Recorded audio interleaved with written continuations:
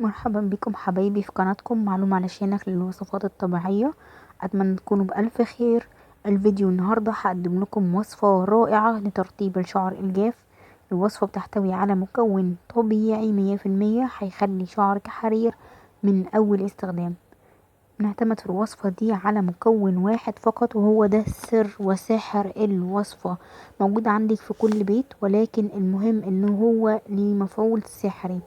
المكون اللي هنعتمده في الوصفة هو الأرز. أي وصفة لتطويل وتكثيف الشعر يجب أن يكون موجود فيها الأرز.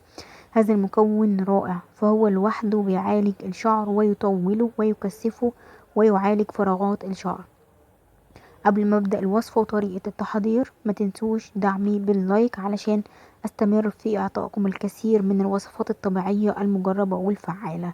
اما لو انتي اول مرة تشاهدي فيديوهات فبقولك اهلا ومرحبا بيكي في قناتك. ما تنسيش الضغط على زر الاشتراك الاحمر الموجود اسفل الفيديو، وما تنسيش تفعلي زر الجرس الموجود بجانبه علشان يوصلك اشعار بكل الفيديوهات اللي انا بنزلها وتتفرجي عليها ان شاء الله اول واحدة. اذا على بركة الله نبدأ الفيديو. هستخدم هنا القرص الابيض المصري، يفضل يكون المصري لانه بيحتوي على نسبة كبيرة من النشويات.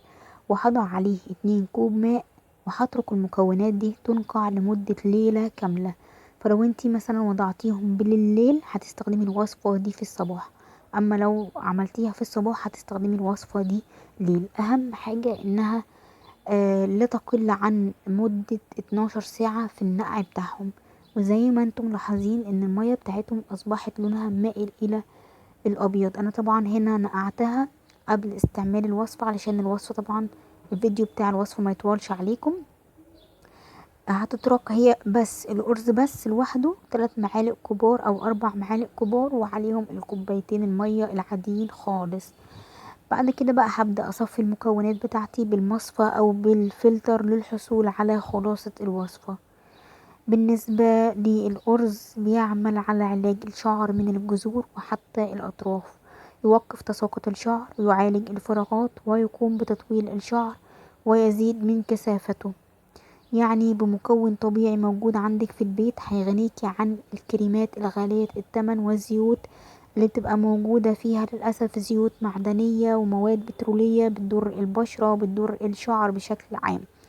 فبمكون واحد فقط اكتشفوا العلماء ان في قرية في الصين فيها كل النساء شعرهم ناعم وطويل جدا، ومع الابحاث اكتشفوا انهم بيستخدموا ماء الارز في تطويل الشعر. فمع المداومة على استخدامه بالطريقة اللي هقولك عليها هتلاحظي ان شعرك بيطول بشكل كبير جدا جدا، وايضا بيعالج شعرك لو كان خفيف او يتساقط. بس اهم حاجة تركزي معايا في طريقة الاستعمال، لان اهم ما في الوصفة هو طريقة استعمالها. بالنسبة لطريقة استخدام الوصفة دي سهلة جدا وبسيطة. كل اللي عليكم انكم هتغسلوا شعركم كويس جدا قبل الوصفة بليلة او بيوم. عايزين يكون الشعر مندي، وهبدأ اجيب بخاخ بالشكل ده او زجاجة فيها بخاخ بالشكل ده، وهبدأ اضع فيها الوصفة بتاعتي طبعا باستخدام القمع علشان مهدرش قطرة من قطرات ماء الأرز.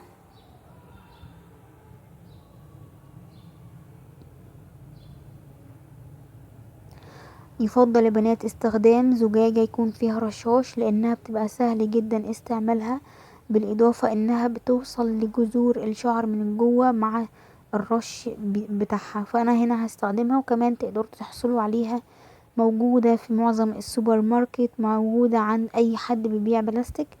قوليله انا عايزة زجاجة فيها رشاش.